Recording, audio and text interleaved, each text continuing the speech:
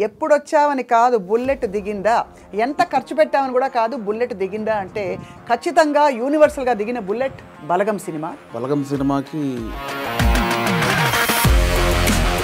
Filmfare అందుకుంటున్నప్పుడు మీ emotion అసలు ఊహించుకోలేం కదా. భయపడ్డాను, అంటే షివర్ అయిపోయాను.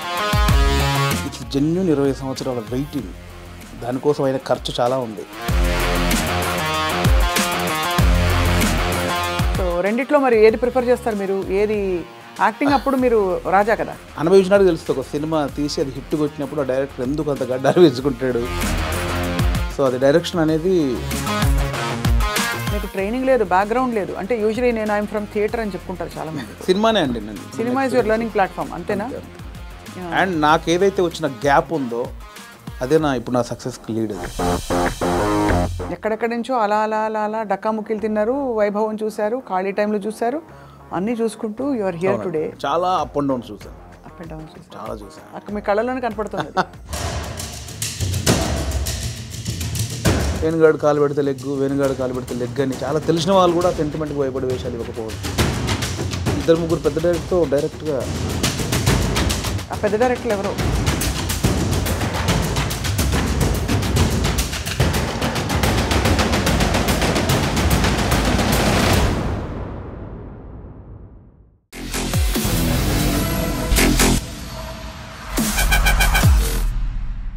Hello and welcome to this candid conversation exclusively on I dream. ఎప్పుడొచ్చావని కాదు బుల్లెట్ దిగిందా, ఎంత ఖర్చు పెట్టామని కూడా కాదు బుల్లెట్ దిగిందా అంటే ఖచ్చితంగా యూనివర్సల్గా దిగిన బుల్లెట్ బలగం సినిమా.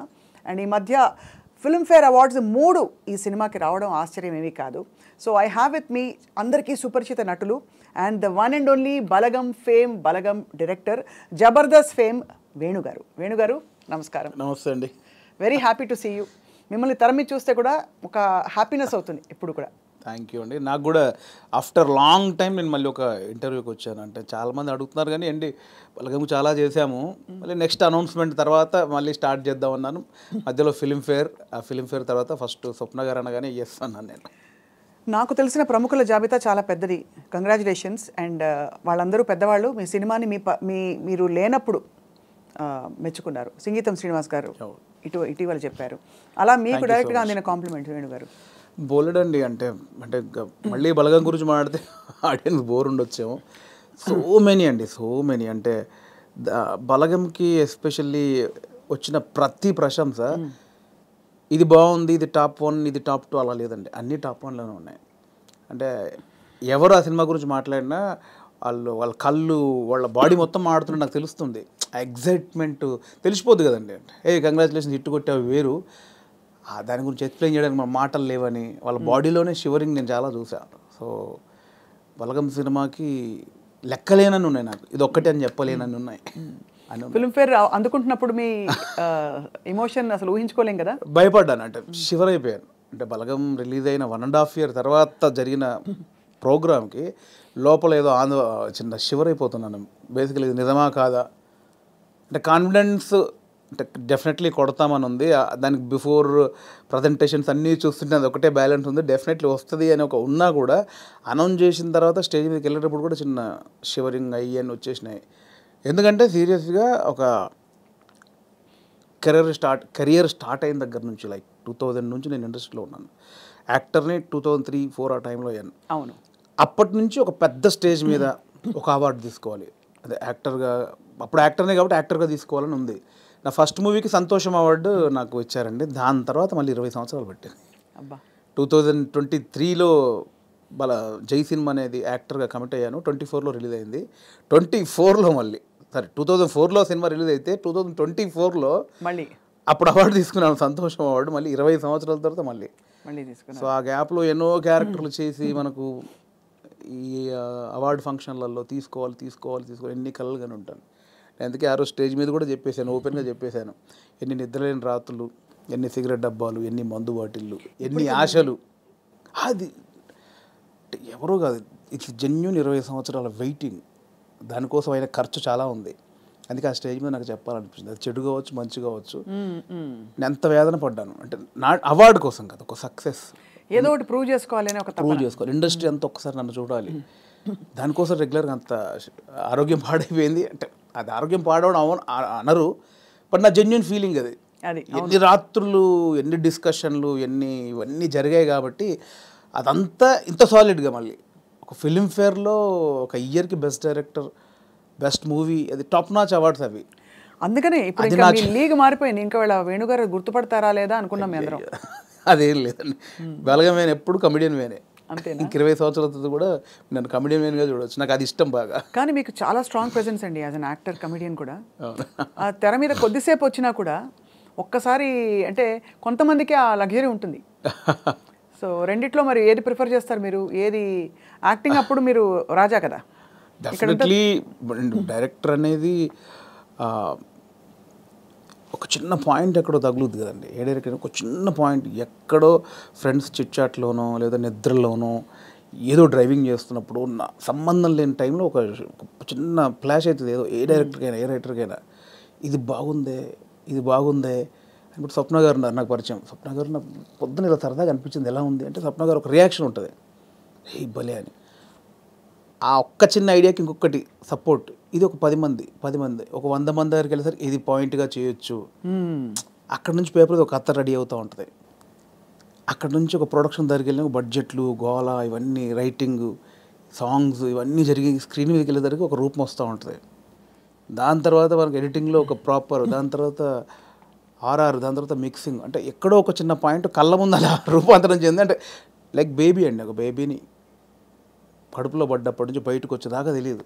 అవును, అంత ఉంటుందండి డైరెక్షన్. సో ఇది ఎప్పటికైనా ఇది గోల్డెన్, అంటే అనుభవించినాడు తెలుస్తుంది. ఒక సినిమా తీసి అది హిట్ కొట్టినప్పుడు ఆ డైరెక్టర్ ఎందుకు అంత గడ్డాలు వేసుకుంటాడు, ఎందుకంత ఎగ్జైట్ అవుతాడంటే నాకు అనుభవించాక తెలిసింది దాని కష్టం.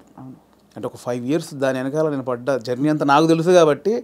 సో అది డైరెక్షన్ అనేది చాలా గొప్ప విషయం అండి, గొప్ప విషయం, ఒక గొప్ప ఫుల్ఫిల్మెంట్ మీకు. అంతే, అంటే కంప్లీట్ ఒక థాట్ దగ్గర నుంచి ఎండ్ వరకు మనమే చూస్తాం దాన్ని.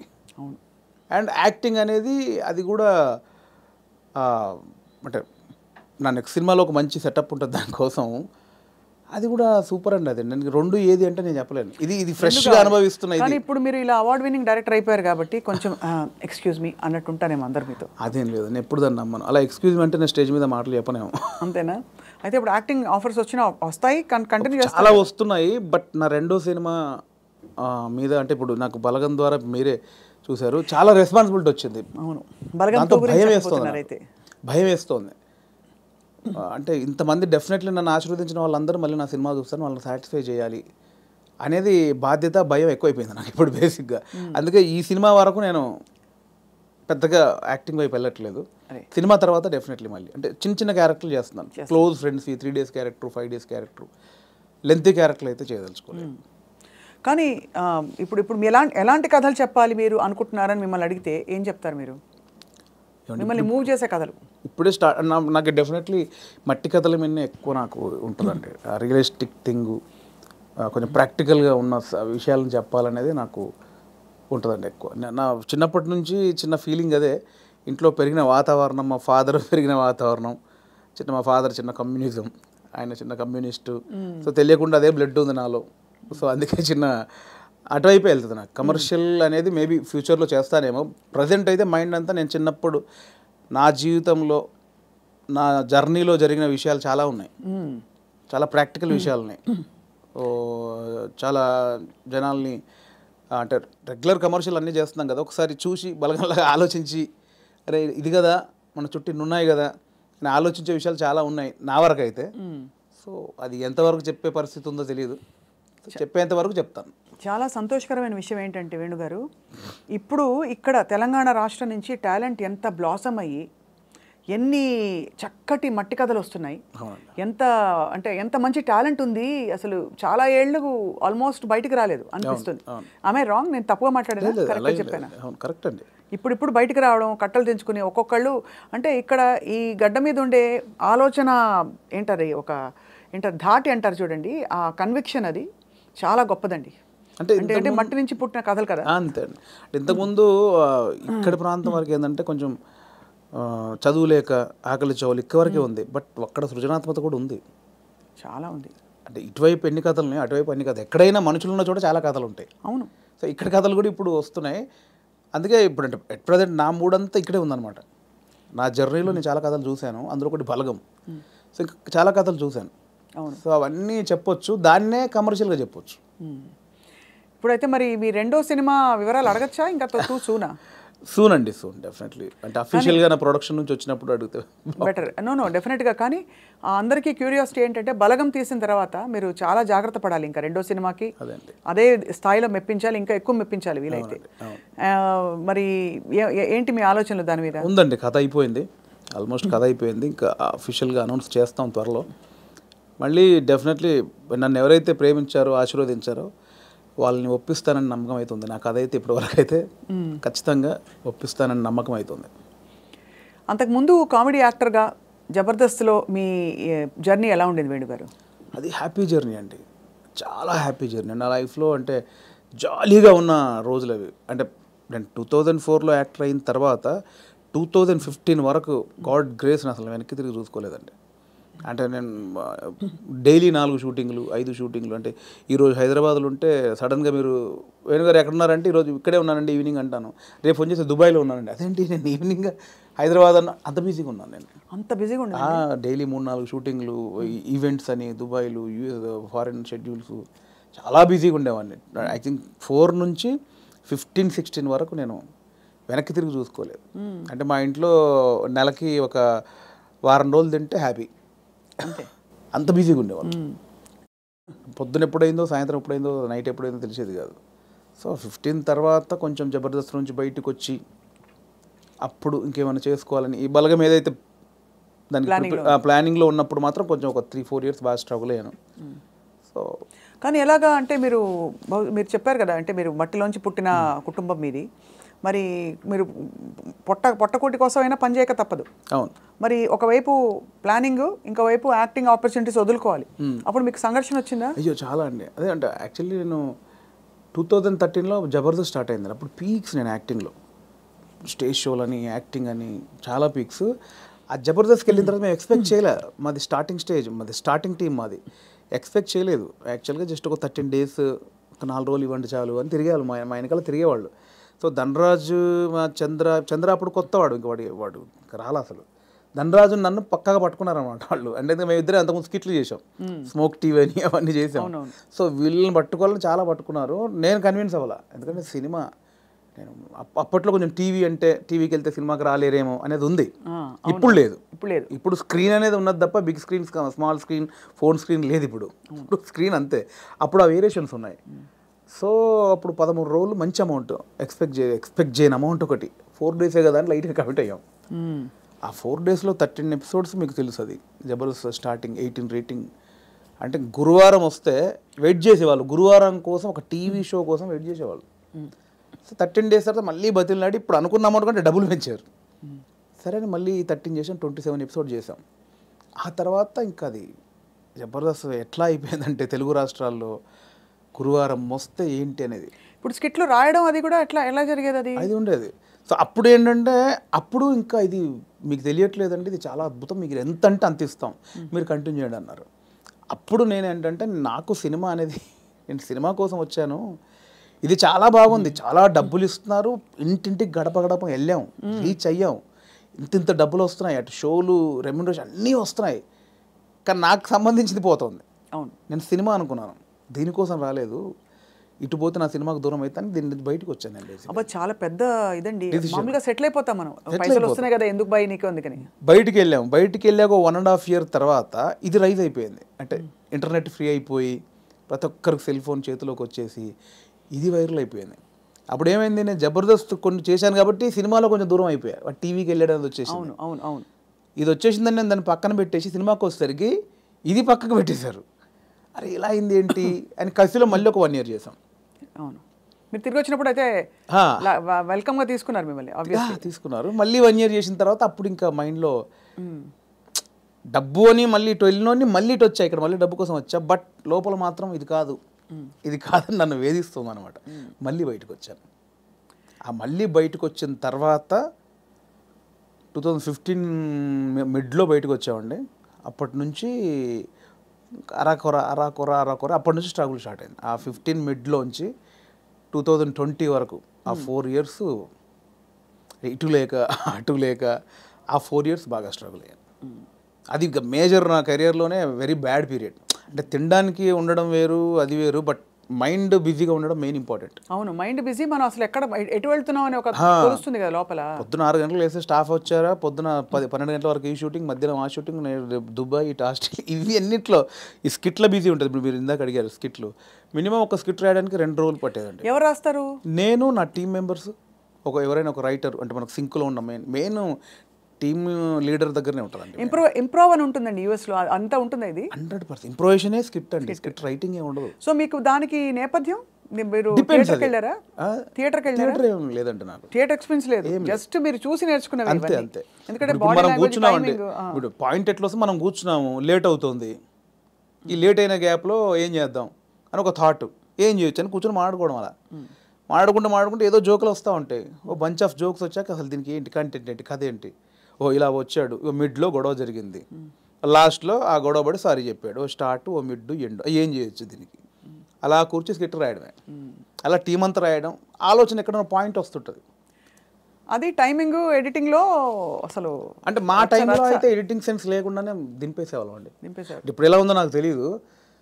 నా ధనరాజు కానీ, నేను కానీ, అప్పుడు రాఘవ్ గారు కానీ, చంద్ర కానీ, అంటే అప్పుడు ఇప్పుడంటే పాపం వాళ్ళు జబర్దస్త్ వాళ్ళకి, ఇప్పుడు వాళ్ళకి ఏమైందంటే కొన్ని వేల పాయింట్లు టచ్ చేశారండి. అవును, ఎన్ని స్కిట్లు అయి ఉంటాయి, కొన్ని వేల స్కిట్లు అయి ఉంటాయి, వేల పాయింట్లు టచ్ చేశారు, ఇంకేం చేయాలో అర్థం కాక వాళ్ళకి. అవును. అప్పుడు మేము కొత్త కాబట్టి మాకు అన్ని కొత్త ఆల్ పాయింట్స్. ఇప్పుడు అత్తా కోడళ్ళు ఓ 100 పాయింట్లు ఉంటాయి, అప్పుడు మాకు అవన్నీ కొత్త. ఇప్పుడు అత్తా కోడలు చేయమంటే ఏది చేసినా కూడా ఆల్రెడీ చేసినట్టే ఉంటుంది. సో అట్లా మాకు చాలా పాయింట్స్ దొరికేవి. ఇప్పుడు చంద్ర మొత్తం ఫ్యామిలీస్ మీదకి వెళ్ళిపోయేవాడు, నేను అన్నీ కొంచెం టిపికల్గా ఉండాలి, అరే నేను ఈ కొంచెం కొత్తగా ఏదో చేసేవాడిని, ధనరాజు ఇంకో, అట్లా ఎవరి కేటగిరీ వాళ్ళకు ఉండేది. సో అప్పుడు పోటాపోటీ బాగా చేసాము. సో ఆ 15 నుంచి బయటకు వచ్చాక అంత మంచి రెమ్యునరేషన్స్ కానీ, ఈవెంట్స్ కానీ, మీకు తెలుసు ఈవెంట్స్ ద్వారా మంచి ఆర్టిస్టులకు మంచి ఆదాయం ఉంటుంది, చాలా బాగుంటుంది. అదే కదా. సో అటు ఇటు మిస్ అయ్యి ఈ 15 నుంచి 20 వరకు నేను దాదాపు మీరు ఎక్స్పెక్ట్ చేయలేని అమౌంట్ మిస్ అయిపోయాను. సో ఆ లోపల అది ఉంటుంది, అది బాధ అనమాట, తిండికి బాధ కాదు. అనవసరంగా దాంట్లోంచి బయటకు వచ్చావు, ఇప్పుడు ఇంత పోయింది, ఇప్పుడు ఇది లేదు అది లేదు. ఇప్పుడు మన బతుకులకి నువ్వు వచ్చిన నేపథ్యానికి అది చాలా పెద్ద అమౌంట్. దాన్ని మిస్ అయిపోయామే, తప్పు చేసామా, ఒప్పు చేసామా, అనవసరంగా సినిమాని ఓ పెద్ద బిల్డప్ ఇచ్చుకొని బయటకు వచ్చావు, ఇక్కడ ఇది లేదు, అక్కడ అంతా సాలిడ్ అమౌంట్ మిస్ అయిపోయి ఏంట్రా తప్పు చేసామనే గిల్ట్ ఒకటి ఉంటుంది చూసారా, ఆ గిల్ట్ ఎక్కువ పోయాను అనమాట.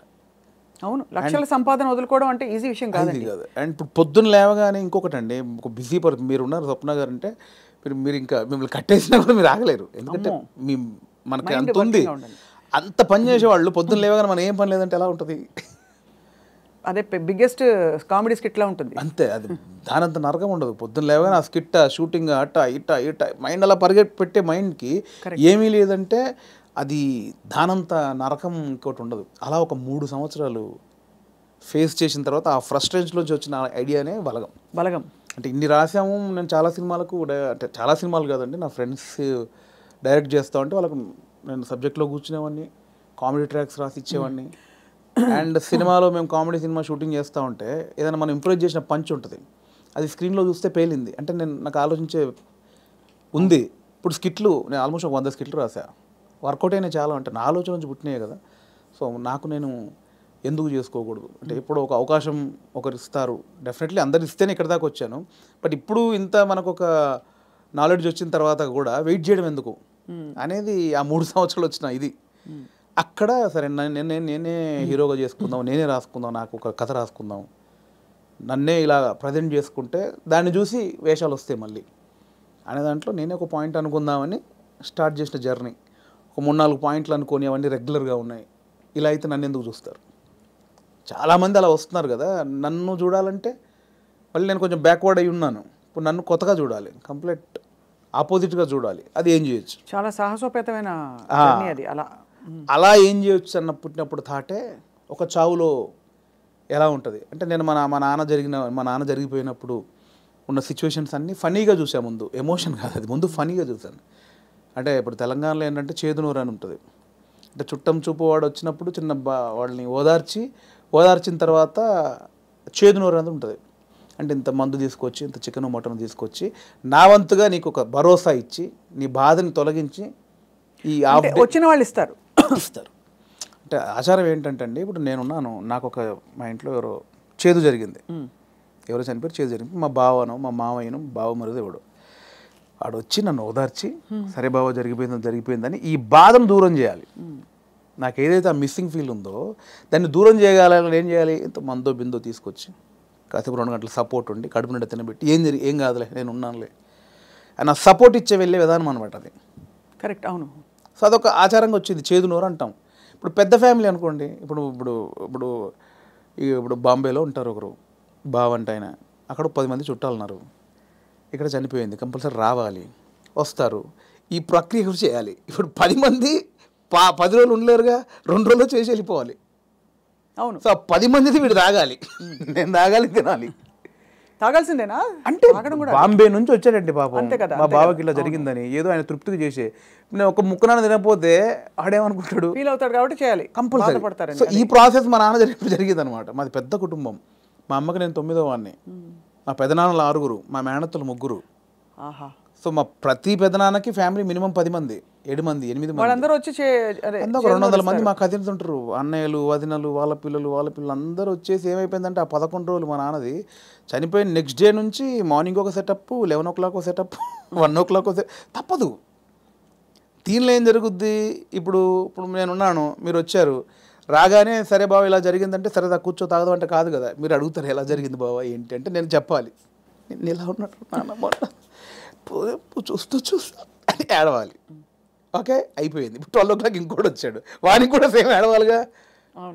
రాగానే రాబావ కూర్చోండి, వాడు మళ్ళీ చూసేవాడు ఒక కంట నీరు కూడా పెట్టలేదు, రాగానే తాగినని వాడు అనుకుంటాడని వాని కోసం మళ్ళీ సేమ్ ప్రాసెస్. ఏమైందంటే నానిలా లేడు అన్నీ అంటే నాకు అలా ఉంది. ఎలా జరుగుతుందంటే వస్తున్నారు, తాగుతున్నారు, ఏడుస్తున్నారు, తింటున్నారు, పంటున్నారు, ఏడుస్తున్నారు, ఏంద్రా అది. అప్పుడు నా చిన్న వయసు 99లో మా నాన్న చనిపోయినప్పుడు ఆ వయసులో నాకు అది అనిపించింది, మీరు సెలబ్రేట్ చేసుకుంటున్నారా, బాధపడుతున్నారా, ఎంజాయ్ చేస్తున్నారా అనేది ఒకటి ఉంది, ఎప్పుడో చూసినది. అది ఇక్కడికి షిఫ్ట్ అయిందనమాట. ఎలాంటి కథ చేయొచ్చు అదే అదే అదే అదే అన్నప్పుడు మా ఫ్రెండ్ ప్రదీప్ అద్వైతం అని ఇప్పుడు నెక్స్ట్ వైజయంతి మూవీస్లో పెద్ద సినిమా చేస్తున్నాడు. సో నాకు బెస్ట్ ఫ్రెండ్ అనమాట. సో తనే ఏంటంటే ఒకసారి 10 days కనిపించలా, మళ్ళీ వస్తే డార్లింగ్ ఎక్కడికి వెళ్ళామంటే ఇట్లా మా పెద్దనాన్న చనిపోయాడు రా, గమ్మతుంటుంది మన తెలంగాణలో, మా తాగుడు గోల ఇలా ఏడుపు అని అన్నాడు.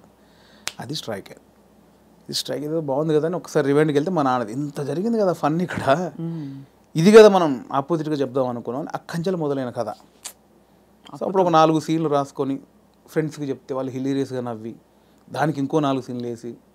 కానీ ఇక్కడ విశేషం ఏంటంటేనండి, జబర్దస్త్ కావచ్చు, ఇది కావచ్చు, చాలా సీరియస్ అంశాలని లైటన్ చేయడం ఈజీ కాదు. సెంటిమెంట్స్ హర్ట్ అవుతాయని ఒక బాధ ఉంటుంది కదా. ఇప్పుడు మీరు పిల్లలు పుట్టలేదు ఒక జంటకి, దాని మీద మీరు జబర్దస్త్లో ఒక స్కిట్ రాయాలనుకోండి, చాలా మంది హర్ట్ అయిపోతారు, నీకు అసలు మనసుందా, నువ్వు సమాజంలో బాధ్యత గలవాడివా, ఇవన్నీ అడుగుతారు ఆబ్వియస్లీ కదా.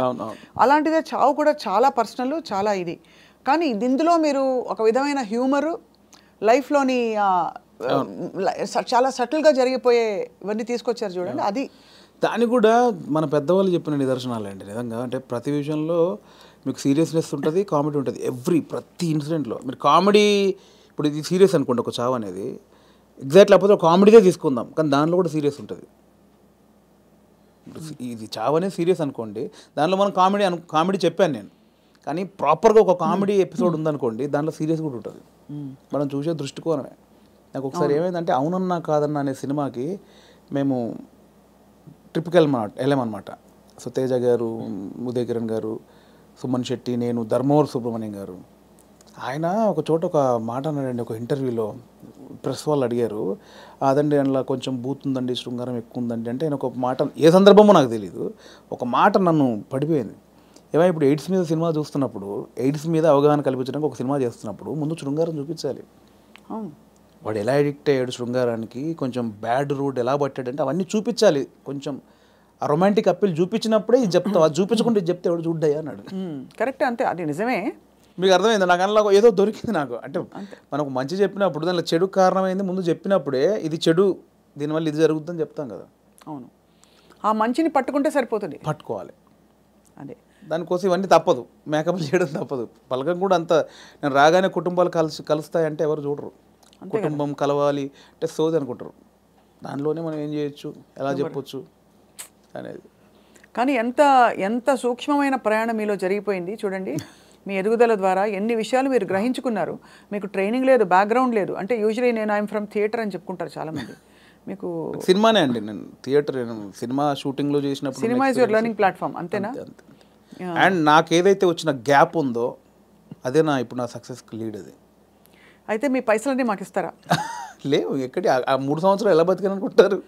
అంటే ఇప్పుడున్న పైసలు ఇచ్చేస్తే మాకు, అప్పుడు మళ్ళీ మీరు కూర్చుని 3 సంవత్సరాలు ఆలోచిస్తే 3 సంవత్సరాలు కాదు, ఈసారి మీకు 3 నెలలే ఇస్తున్నావు టైం. అంటే దేవుడు ఒకటి ఉంటుందండి, దేవుడు ఒకటిసారి ఇస్తారనమాట.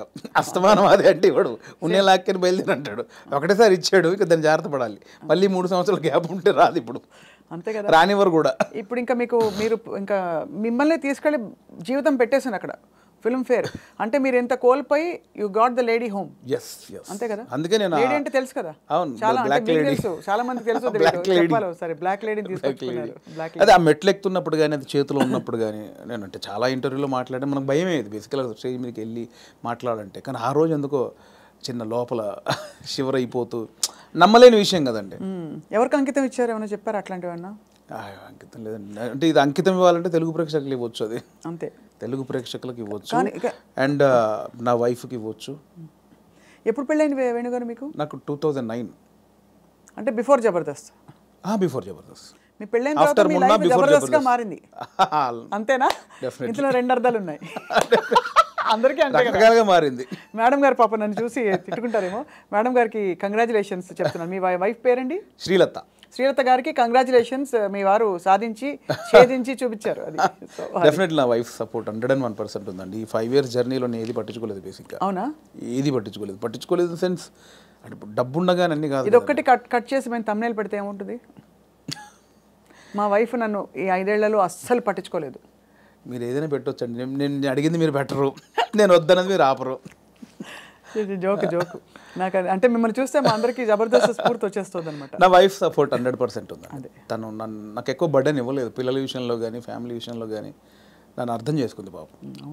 చాలా అవసరం కదండి. ఎందుకంటే సినిమాలు అంటావేంటి, ఉద్యోగం చేసుకోక అని అనే వైఫ్స్ ఉంటారు, లేదు వచ్చిన పని చేసుకోవచ్చు కదా అని అనేవాళ్ళు ఉంటారు. అంటే ఈ అబ్వియస్లీ సినిమా ఫీల్డ్ మీకు తెలుసు, నిద్ర పట్టదండి బేసిక్గా. 11 అవుద్ది, 12 అవుద్ది, సినిమాలు చూస్తూ ఉంటాం, కళ్ళు స్ట్రెయిన్ అయిపోతుంటాయి, బెడ్ మీద పడుకుంటాం, అలా అయిపోతాయి కళ్ళు. అలా ఏదో మనకు పోలీసులు టార్చర్ చేస్తే అలా పెడతారు చూడండి, ఇప్పుడు పీపుల్స్ ఎన్కౌంటర్ సంథింగ్ సినిమాలో అలా పెడతారు, అలా అయిపోతాయండి. పట్టదు నిద్ర. అంటే ఎలా ఇది ఎట్లా ఏం చేయాలి ఇది ఓకే అవుద్దా కాదా, నెక్స్ట్ పాయింట్కి వెళ్దామా అని మళ్ళీ కూర్చుంటాం, మళ్ళీ ఏదో సినిమా పెడతాం, మళ్ళీ ఏదో చేస్తాం, అవ్వదు. అలా 5-6 అయిపోతాయి. అట్లేదండి, మళ్ళీ సినిమా చూద్దాం, దొరకవు సినిమాలు, దొరకవు. అవును, సరే మనకు సంబంధించిన సినిమా ఎంతసేపు చూస్తావురా, ఎంతసేపు నీ నెక్స్ట్ కథకు కొంచెం నవ్వుకోవడానికి ఒక సినిమా చూస్తాం, ఏదో పెడతాం, ఇది కాదు మళ్ళీ అది పెడతాం, అది కాదు ఇంకోటి ఏదో వెబ్ సిరీస్, ఇది కాదు బుక్ పడతాం. అంటే నాకు తెలిసి ఇప్పుడు అనుభవిస్తున్నారు కదండి, మేబీ 2-3 సినిమాలు చేసిన తర్వాత మైండ్ సెట్ అయిద్దేమో మేబీ. దీన్ని అంటే వర్కే లైఫే అనేది నాకు తెలిసి కొంచెం ఎక్స్పీరియన్స్ తర్వాత నాకు అలవాటు అవుతాం. ఇప్పుడేమో ఎంతసేపు ఇంత ప్రేమించారు, ఇంత గౌరవించారు, మంచిది చెప్పాలి, చెప్పకపోతే గౌరవం పోద్దేమో. నువ్వు జెన్యున్ ఫీలింగే, బట్ అంటే మీరు హ్యాండిల్ చేయాలి కదండి. అండ్ ఇప్పుడు నాకు అంతకుముందు యాక్టర్గా ఉన్నప్పుడు ఎలా ఉంటుందండి, పొద్దున్న స్టాఫ్ వస్తారు, చిన్న 7 o'clock వెళ్తాం, 8 o'clock లొకేషన్ వెళ్ళగానే కలర్ఫుల్గా దిగ్గానే యూనిట్ మొత్తం 200 మంది ఉంటారు, ఎవరెవరు యాక్టర్లు ఉన్నారు, చిన్న సరదాగా ఉంటుంది, క్యారవాన్కి వెళ్ళామా, రెడీ అయ్యామా, తృప్తిగా వచ్చామా, చేసామా, 6 అయిపోయిందా, కథం ఈ షూటింగ్ అయిపోయింది ఇంటికి. ఇప్పుడు అలా కాదు కదండి, రూమ్లోనే పొద్దున్న లేస్తే ప్రాజెక్ట్ అయిపోయేంత వరకు సబ్జెక్ట్ క్లారిటీ ఉందా, ప్రొడ్యూసర్ ఏమంటాడు, హీరో ఏమంటాడు, ఇది మనం అనుకున్నది కరెక్ట్ వర్కౌట్ అవుతుందా, ఏమైనా డైల్యూట్ అవుతుందా, ఈ దాంట్లోనే అయిపోతుందండి ఎప్పుడు మైండ్. దీనివల్ల నాకు ఏమైందంటే డైరెక్టర్స్ మీద ఇప్పుడు విపరీతమైన రెస్పెక్ట్ వచ్చేసేది నాకు. అంతకుముందు ఏముంది, వీళ్ళు తీస్తారులేదు సినిమా, వీళ్ళు ఇంట్రా దీనికి ఎక్కువ చేస్తారు అనిపించేది. ఇప్పుడు అది భరించిన తర్వాత నాకు ప్రతి దర్శకుడి మీద రెస్పెక్ట్ వచ్చేసింది. మరి నాకు మొన్న ఎవరో ఒక కథ చెప్తానన్నయ్య, నీకు ఒక చిన్న మీరు ఇంపార్టెంట్ క్యారెక్టరు అంటే, నా దాంట్లో నెక్స్ట్ వీక్ అని 3 వారాలు తోసేసాను. తర్వాత పాపం అనిపించింది, వస్తానంటే అన్న మీరు ఎక్కడ రమ్మంటారు, మీ ఆఫీస్కి రమ్మంటారా, లేదా కాఫీ షాప్లో కూర్చుంది, ఇవన్నీ అంటున్నాడు అతను. మీ ఆఫీస్ ఎక్కడ ఉందో చెప్పిన వస్తా, వద్దన్నా మీరు అలా అంటారండి, సారీ అని ఇబ్బంది పెట్టి, అదేం లేదు తమ్ముడు, అంటే నేను మీ ఆఫీస్కి వస్తానా, లేదా కాఫీ షాప్లో కూర్చున్నా, నీ ఆఫీస్ చెప్పు, నీ ఆఫీసు నీ టేబుల్ ముందు నీ చైర్ ముందే కూర్చొని వింటాను, నాకు ఎక్కడొద్దని చెప్పాను. ఎక్కడో సందులో చిన్న సినిమా, అక్కడికి వెళ్ళి కథని వచ్చా. ఎందుకంటే నాకు ఆ రెస్పెక్ట్ వచ్చేసింది. అది చిన్న సినిమానే పెద్ద సినిమా అయినా పాపం వాడు ఎంతో టైం పెట్టి ఒక ప్రొడ్యూసర్ని ఒప్పించి ఆ టీంని సెట్ చేసుకొని ఆ ప్రాసెస్ ఉంటుంది చూసారా, అది అనుభవించాను కాబట్టి నాకు రెస్పెక్ట్ వచ్చేసింది. సీరియస్లీ మోసేవాడికే తెలుసు అంటారు కదండి, కాబట్టి ఖచ్చితంగా అది నొప్పి నాకు ఆఫ్టర్ డైరెక్ట్ అయ్యాక తెలిసింది నాకు. It's what an amazing me journey. ఎన్ని విషయాలు బట్ చాలా చిన్న వయసులో మీరు ఛాలెంజెస్, నాన్నగారు 99లో అవునవును చనిపోయారు కదా. అవును. తర్వాత ఎలా మీ కుటుంబ బాధ్యతలు, మీరు చాలా ఎంతమంది అన్నదమ్ములు? నాకు కుటుంబ బాధ్యతలు నాకేం లేదు, ప్రాబ్లం ఏం లేదండి. యాక్చువల్గా నాన్న చనిపోయే వరకు అక్కల పెళ్ళిళ్ళని అయిపోయాయి. సో 2 అన్నలు ఉండేవాళ్ళు, చిన్న అన్నయ్య కూడా పెళ్ళి అయింది. నేను మా అమ్మ మార్కెట్లో కూరగాయల వ్యాపారం చేసేవాళ్ళం. సో నాకు బాధ్యతలు లేవు బేసిక్గా. అదొక వ్యాపారం చేశారు, ఇంకా ఉందా లేదా? ఇప్పుడు లేదు, అమ్మతో లాస్ట్ అయిపోయింది. నాది లాస్ట్, నా తర్వాత అమ్మ కొన్ని రోజులు చేసిన తర్వాత. సో నాకు బాధ్యతలు లేవండి అసలు. అక్కడ ఒకటి టెన్షన్ లేకుండా ఉంది. బట్ నేను ఊర్లో ఉన్నప్పుడే డబ్బులు సంపాదించాను కూరగాయల వ్యాపారంలో. ఇండస్ట్రీకి వచ్చాక మాత్రం నేను ఇంటి దగ్గర డబ్బులు అడుక్కొని రాలా. నాకు చిన్నప్పటి నుంచి చేయి ఎవరిని అది లేదు. రెండోది ఒకరి కింద పని చేయడం కూడా ఇష్టం లేదు నాకు. అంటే ఊళ్ళో లోయర్ మిడిల్ క్లాస్లో జీతాలు ఉంటారు, బట్టల షాప్లో కానీ కిరాణా కొట్లో కానీ. నేను ఎప్పుడు అలా లేను. కూరగాయల వ్యాపారం ఏంటంటే నా ఓన్ బిజినెస్ అది. అవును, నా ఓన్. అది 50 రూపాయలు వచ్చినా, నేను రోజుకి 50 రూపాయలు సంపాదించినా, 100 రూపాయలు సంపాదించిన నా ఓన్ బిజినెస్ అది. నేను ఒకరి కింద నేను జవాబుదారి కాదు నేను బేసిక్గా. అంటే ఏదన్నా నేను హాఫ్గా నాకు లీవ్ కావాలన్నా ఒకరిని అడిగి లీవ్ పెట్టుకునే అవసరం లేదు నాకు, నా ఓన్. సో అది అలవాటు అయిపోయింది.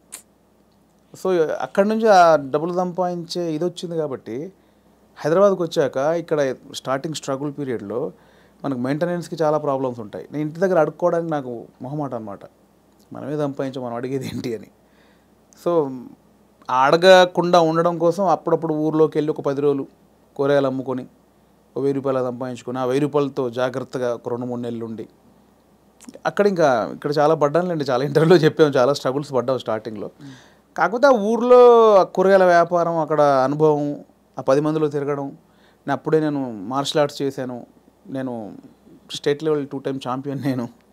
నాకు 96లో సుమన్ గారి చేతుల మీద ఛాంపియన్షిప్ అందుకున్నాను నేను. సో ఆ మెచ్యూర్డ్ అయితే ఉందండి మీ దగ్గర. బ్రౌన్ బెల్ట్ హోల్డర్ అప్పుడు షాओलिन కుంగ్ఫూలో. నాకు ఒక 60-70 స్టూడెంట్స్. కరీంనగర్లో 2nd ప్లేస్ కొట్టాను, కరీంనగర్లో 1st ప్లేస్ కొట్టాను. ఎన్ని రంగాలు మిమ్మల్ని పిలిచే చూడండి. కళ, క్రీడలు. అంటే కళకు అదే నాందండి కరాటే అనేది. అంటే ఊర్లో ఉన్న వాళ్ళకి ఇది కాదు మన లైఫ్.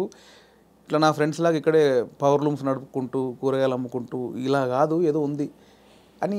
ఆ ఉన్న దాంట్లో చేయగలిగింది ఏంటి, ఏదో కరాటే నేర్పుతున్నారని అక్కడికి వెళ్తే అక్కడ టోర్నమెంట్లు, వేరే ప్రపంచం చూశాను నేను అక్కడ. అవును, చూసి దాంట్లో ఫ్యూచర్ లేదనిపించింది. అంటే ఫినాన్షియల్గా కానీ పేరు ప్రఖ్యాతులుగా కానీ దాంట్లో కొంచెం లేదు.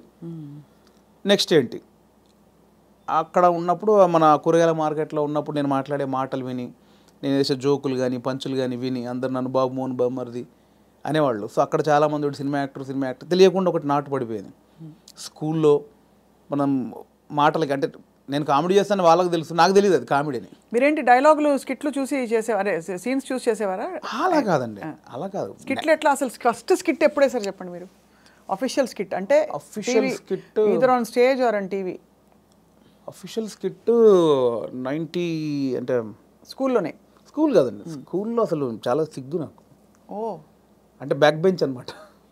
బ్యాక్ బెంచ్లో తోపునే, చాలా సిగ్గు నాకు స్కూల్లో. అది రాగా రాగా రాగా రాగా రాగా ఇండస్ట్రీకి వచ్చాక వచ్చింది అది.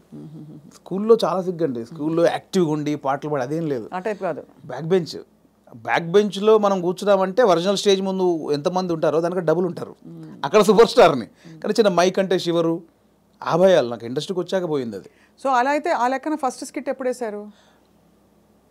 నేను నా 10th ఫస్ట్ మైక్ బట్టి చిన్న అఫీషియల్గా వచ్చిన పర్ఫార్మెన్స్ లాంటిదంటే మా 10th క్లాస్లో మీకు ట్యూషన్కి వెళ్తాను చూసారా, గవర్నమెంట్ స్కూల్లో చదివే పిల్లలు. అవును, మ్యాథమెటిక్స్, సైన్స్, ఇంగ్లీష్కి ట్యూషన్కి వెళ్తారు. సో ఆ ట్యూషన్కి వెళ్ళే ప్రాసెస్లో ఆ స్కూల్లో పాట పాడాను నేను. నాకు 2nd ప్లేస్ వచ్చింది, మా ఇంకో అమ్మాయికి 1st ప్లేస్ వచ్చింది. అది నా ఫస్ట్ యాక్చువల్గా ఒక యాక్టర్గానో కళాకారుడుగా అది 10thలో. అది మా టీచర్స్, మా ఫ్రెండ్స్ ఇంకా నాతో అలిగి, అంటే నువ్వు ఎన్ని చాటుగా చేస్తావు, అన్ని అద్భుతాలు చేస్తావు, అక్కడెక్కడ మూలకి ఎవడు చూడకుండా చెట్ల కింద పుట్ల కింద అది జైరా అని వాళ్ళందరూ నన్ను ఒత్తిడి చేస్తే చాలా సిగ్గుతో అది పాడా. అది ఫస్ట్. ఇండస్ట్రీలో స్కిట్ అంటే స్మోక్ టీవీతో బాగా రీచ్ అయ్యామండి బేసిక్గా. అవునవును. స్మోక్ టీవీతో రీచ్ అయ్యాము. దానికి బిఫోరు చిన్నగా చేసామండి. మనసు మాట వినదు అనుకుంటా. ఐ థింక్ నా సెకండ్ మూవీ మనసు మాట వినదు. దుర్గం చెరువులో ఆడియో ఫంక్షను. అప్పుడు ఏంటంటే అప్పుడు కూడా నాకు సిగ్గు, బట్ యూనిట్లో నా అల్లరి నా గోలకు అందరూ ఫ్యాన్స్. ఓ స్లోగా అలాగా యూనిట్లో ఇప్పుడు డైరెక్షన్ డిపార్ట్మెంట్ తోటి కానీ నాకు మార్తాండ్ శంకర్ గారు, అవునవును, ఆయన నాకు ఆదిత్య గారి దగ్గర ఆయన కో డైరెక్టరు, బాగా నాకు ఇంకా క్లోజ్ అనమాట అన్నయ్య. ఆయనతో నేను ఎంటర్టైన్మెంటు అది అలా బిహైండ్ ద స్క్రీనే. ఇందాక బ్యాక్ స్టేజ్ అన్నది అలా కెమెరామెన్ కానీ డైరెక్టర్ కానీ ఆదిత్య గారు కానీ శంకర్ అన్న కానీ ఇంకా వేణుగాడు ఉన్నాడంటే రచ్చ. అందులో వేణుగాడు అంతే. ఇంకా ఆ నైట్ చచ్చిపోవాల్సింది ఒక్కొక్కటి నవ్వి అలా ఉండేది. సో అక్కడ నుంచి మీకు కాన్ఫిడెన్స్ వచ్చింది? రాలే, ఇంకా అక్కడ కూడా రాలేదు. అలా అందరికి నోన్, లైట్ మెన్స్తో సహా డిపార్ట్మెంట్ అందరికి నోను. దుర్గం చెరువులో ఆడియో ఫంక్షన్ జరుగుతుందండి మనసు మాట విందు. అప్పుడు నవదీప్ చెన్నైలో షూటింగ్ చేస్తున్నాడు. సో 8 o'clock ఇక్కడ ఈవెంట్ జరగాలి. సో 7కి స్టార్ట్ చేసాము. నవదీప్ ఆందవే అంటున్నాడు. ఆ డ్యాన్స్ పోటీలు జరిగాయి, డ్యాన్స్ చేస్తారు కదా వాళ్ళు ఈవెంట్లో, ఆడియో ఫంక్షన్లో. డ్యాన్స్ అయిపోయింది, 4-5 పాటలు పాడారు. అక్కడ నవదీప్కి గంట లేట్ అయింది ఫ్లైట్. సో మీడియా అంతా వెయిట్ చేస్తున్నారు, హీరో రాలా. ఎలా అన్నీ ఫుల్ఫిల్ చేశారు, అన్ని స్పీచ్లు అయిపోయినాయి. ఇంకా ఒక అరగంట పడుతుంది ఆందవే అంటే టక్మని నాతో పాటు వెంకీ ఉన్నాడు, పోట్రే వెంకీ. వాడు కొంచెం యాక్టివ్, వాడికి స్టేజ్ యాక్టివ్, నాది బ్యాక్ బెంచ్ యాక్టివ్ అంటే వాడు స్టేజ్ మీద యాక్టివ్. వాడు ఏంటంటే కాన్ఫిడెంట్గా అందులో ఉన్నది ఇంత అయిన టాపిక్ కాన్ఫిడెంట్గా చెప్తాడు. నా దగ్గర ఇంత ఉంటుంది, కాన్ఫిడెంట్ ఉంటుంది, ఇంత చెప్తే అనమాట. వాడు ఎక్కేసాడు. వాడు ఎక్కువ 15 నిమిషాలు ఊపేసాడు. ఊపేసాడు. ఇంకా నవదీప్ ఇంకొక 20 నిమిషాలు సబ్జెక్ట్ కొంచెం, కానీ దాన్ని కాన్ఫిడెన్స్ లెవెల్ ఎక్కువ తనకి. అంటే ఇంతున్నదాన్ని ఇంత కాన్ఫిడెంట్గా చెప్పగలడు. సో వాడు 20 minutes చేశాడు. ఇంకా నవదీప్ 20 నిమిషాలు రావాలి. ఎలా అన్నప్పుడు నాకు తెలియకుండా అనౌన్స్ చేశారు, ఇప్పుడు వేణు మిమ్మల్ని 20 నిమిషాలు ఎంటర్టైన్ చేస్తాడని. వాళ్ళు అనౌన్స్ చేయగానే మా యూనిట్ వాళ్ళు ఉంటారు కదా, ఓ అని ఒక స్టార్కి ఎట్లా అప్లాజ్ వస్తుందో అలా అరిచేశారు. అట్లా మొదలైంది. ఎవర్రా మీరు అడిగింది, నాకు షివరు. ఎవర్రా నన్ను అలా, వీళ్ళు ఈ అప్లాజ్ వచ్చేసరికి కూర్చున్న వాళ్ళకి ఎలా ఉంటుంది, బోయిడోడో తోపు వస్తున్నాడని అనౌన్స్ చేశారు. రావే అంటే నేను ఎక్కడో చీకట్లో కూర్చొని నన్ను ఎందుకు పిలిచాను, నేను ఎక్కకి స్టేజ్ అంటే దేనికి ఎక్కాలి, ఎక్కువ అన్నారు. ఇంకా అది ఫస్ట్ నాది పర్ఫార్మెన్స్ యాక్చువల్గా. అలా షివర్ అవుతూ చేయి ఎంత నవ్విస్తావు కదా చేయి అంటే, బ్యాక్ స్టేజ్ నవ్వించేది వేరు, ఆ టాపిక్లు వేరు, ఆ సబ్జెక్టులు వేరు. స్టేజ్ మీద ఎలా అని ఇంకా తక్కువ చేసి మనకి ఆడిషన్లో యాక్టర్గా ఆడిషన్ చేసేటప్పుడు చేసిన కొన్ని ఐటమ్స్, కొన్ని జోకుల్ని అలా ఒక్కొక్కటి చేస్తూ ఉంటే అప్లాజు. దాంతో ఒక 25 నిమిషాలు 30 నిమిషాలు సోలోగా ఎంటర్టైన్ చేశాను. ఈలోపు నవదీప్ వచ్చాడు. అది ఫస్ట్ పర్ఫార్మెన్స్ ఇండస్ట్రీలో. సో అలా మీకు కాన్ఫిడెన్స్ వచ్చి చూడండి ఎక్కడి నుంచి మీరు ఎక్కడికి వచ్చేసరి వాళ్ళ ఫిల్మ్ఫేర్ అవార్డు అందుకుని. అవునండి, ఒక అద్భుతమైన జర్నీలో. ఇప్పుడు నెక్స్ట్ ఏంటని ఇంకా ప్లాన్ చేస్తున్నారు మైండ్. ఎవరు చేశారు ఇదంతా అంటారు? దేవుడా, మీరేనా? మీ రాత మీరే రాసుకున్నారా? దేవుడు రాశాడు? దేవుడు నమ్ముతారా? డెఫినెట్లీ నమ్ముతానండి. కొద్దిగా నమ్ముతాను. అంటే గాలిలో దీపం పెట్టి దేవుడా అయితే అన్ను, దేవుడు అంటే నమ్ముతాను. అంటే మీరు చేసేవి చేస్తూ దేవుడా అంటారు. అంతే. నాకు ఇప్పుడు ఒక చిన్న సపోర్ట్ ఉందని ఫీల్. నేను హనుమాన్ భక్తుడిని, సో ఆయన ఉన్నాడని ఒక నమ్మకం ఉంటుంది. సో అలాగే ఆయన ఉన్నాడని ఏం చేయకుండా కూర్చోను. ఏం చేసినా ఆయన ఉన్నాడు, చూసుకుంటాడు. స్ట్రాంగ్ వెళ్ళొచ్చు, మావాడు ఉన్నాడు కదా. ఇప్పుడే నాకు హనుమంతుడు వారు చెవిలో చెప్పారండి, బలగం 2లో నేనే కదా. డెఫినెట్లీ ఆ సబ్జెక్ట్ ఎవరు కోరుకుంటే వాళ్ళే ఉంటారు. డెడికేషన్ పెట్టారన్నమాట. లేదండి, అంతే. ఆ సబ్జెక్ట్లో స్వప్న గారు అవసరం ఉందనుకుంటే మీరు ఎక్కడున్నా మీ దగ్గరకు వచ్చి అది వచ్చి అలా అంతే. నో, బట్ యాక్చువల్లీ సీరియస్గా ఎంత ప్రౌడ్ ఫీల్ అవ్వాలండి మీరు. అంటే మీరు జస్ట్ మీ అడుగులు మీరు వెతుక్కుంటూ ఎక్కడెక్కడి నుంచో అలా డక్కాముక్కీలు తిన్నారు, వైభవం చూశారు, ఖాళీ టైంలో చూశారు, అన్నీ చూసుకుంటూ యు ఆర్ హియర్ టుడే. చాలా అప్ అండ్ డౌన్ చూశాను. చాలా చూసాను. అక్కడ మీ కళ్ళలోనే కనపడుతుంది. అంటే నేను 200 సినిమాలు చేశానండి, ఆల్మోస్ట్ 220 సినిమాలు చేశాను యాక్టర్గా. కమర్షియల్ హిట్లు నాకు రాలేదు. అంటే సాలిడ్ క్యారెక్టర్ చేసిన సినిమానేమో ఫ్లాప్ అవ్వడం, ఏదో ఒక చిన్న అరసీన్ ఉన్నది బ్లాక్ బస్టర్ హిట్ అవ్వడం. సినిమాల్లో ఒక సక్సెస్ఫుల్ సినిమాలో ఒక మంచి క్యారెక్టర్ పడితే తెలియకుండా సినిమాలు వచ్చేస్తాయి. నేను మంచి క్యారెక్టర్లు చేసిన ఏవి వర్కౌట్ అవ్వాలి. సో యాక్టర్గా వేణుకు చాలా మంచి టైమింగ్ ఉందని రాజమౌళి గారి దగ్గర నుంచి, సుకుమార్ గారి దగ్గర నుంచి, పెద్ద వాళ్ళందరూ, త్రివిక్రమ్ గారు, వినాయక్ గారు, పూరి జగన్నాథ్ గారు, మా గురుగారు తేజ గారు, అందరూ. కానీ ఒక కమర్షియల్ బ్రేక్ పడినప్పుడు వాళ్ళు ఎవరేం చేయగలిగారు? ఇప్పుడు నేను బలగం సినిమా చేశాను, నాకు తెలిసిన యాక్టర్లు ఎవరిని పెట్టుకోలేకపోయారు. ఎందుకంటే ఆ సినిమా ఎవరిని కోరుకుంటుందో వారినే తీసుకుంటారు. ఎవరైనా అంతే కదండి, అటు బాగా చేస్తున్నాడని అందరూ తీసుకొని పెట్టుకుంటే అవ్వదు. ఇది బిజినెస్. నేనే పెట్టుకోలేకపోయాను కదా. సో అది రాలేదనే వేదన చాలా ఉండేదండి నాకు. అంటే నా బిఫోర్ వచ్చిన వాళ్ళందరూ సూపర్ స్టార్లు ఎదిగిపోతున్నారు, మనకు ఒక కమర్షియల్ హిట్ లేని కారణంగా, అన్నీ చేయగలిగి హిట్ లేని కారణంగా వెనకబడిపోయామని ఒక ఆవేదన ఒకటి ఉంటుంది. అది చాలా పెయిన్ఫుల్.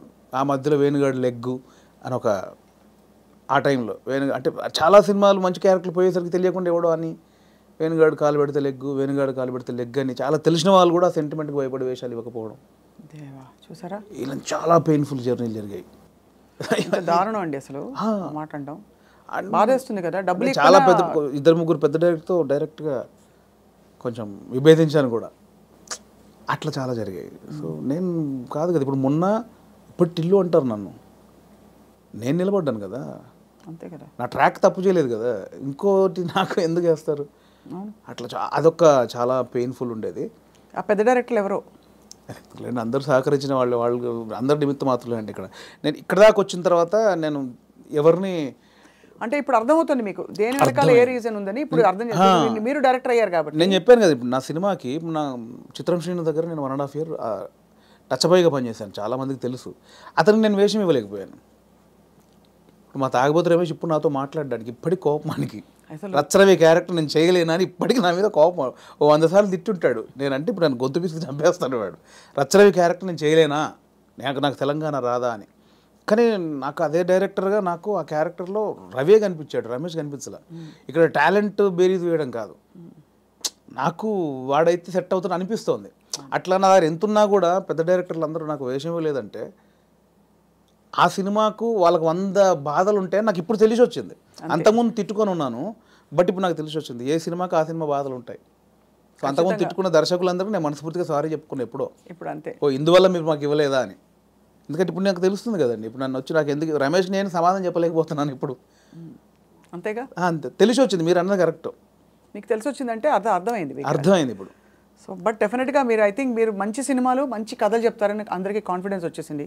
మొన్నే సంగీతం శ్రీనివాసరావు గారు కూడా మెచ్చుకోవడం మిమ్మల్ని, అలాగే చాలామంది అంటే పరోక్షంగా మిమ్మల్ని మెచ్చుకున్న విషయాలు కూడా చాలా ఉన్నాయి. బలగం సినిమా ఒక బెంచ్ మార్క్ అయిపోయింది వాళ్ళ ఇండస్ట్రీలో. అంటే హౌ ఒక ఇన్నోవేటివ్ నావెల్ స్టోరీతో ఇన్నోవేటివ్ విధానంలో ఎక్కువ బడ్జెట్ లేకుండా మనసుని హత్తుకునే సినిమా ఎలా తీయచ్చో వేణుగారు చేసి చూపించారు. దానికి గాను మీకు ఫిల్మ్ఫేర్ అవార్డుతో పాటు మా అందరి తరఫు నుంచి thank you so much for opening the doors. చాలామంది మీలాగా ఇప్పుడు ఔత్సాహికులు గివప్ చేయకుండా ఖచ్చితంగా మీలాగా ప్రయత్నించుకుంటూ వాళ్ళ దారి వెతుక్కుని ఇండస్ట్రీ ఎంత పెద్దదో ఎంత సముద్రమో ప్రూవ్ చేసి చూపించారు వేణుగారు. Thank you so much. Congratulations once again. Thank you. And మీ ఇంటికి ప్రతి కిటికీలో మేము వచ్చి ఇలా కనపడుతూ ఉంటాం అనమాట అప్పుడప్పుడు. అంటే వెతుకుంటుంటే మీరు అలా రైటర్ అలా రాసుకుంటూ ఉంటారు కదా, అప్పుడు మేము వచ్చి ఇలా అలా అంతసేపు అలా రాసుకోవడాలు ఉండవండి. అంతేనా? అంతసేపు రాసుకోవడాలు ఏమి ఉండవు. ఆ రాసిన తర్వాత అది ఎప్పుడు జరుగుద్దని చూసుకోవడాలు ఉంటాయి తప్ప అవి ఉండవు. అది అంతా ఒక సెటప్ అయిపోతే దాన్ని ప్రాసెసింగే టైం ఎప్పుడైనా. ఎక్కువ గ్యాప్ లేకుండా నెక్స్ట్ సినిమా ప్లాన్ చేసేయండి వేణుగారు. షూర్ అండి. Thank you so much. Thank you.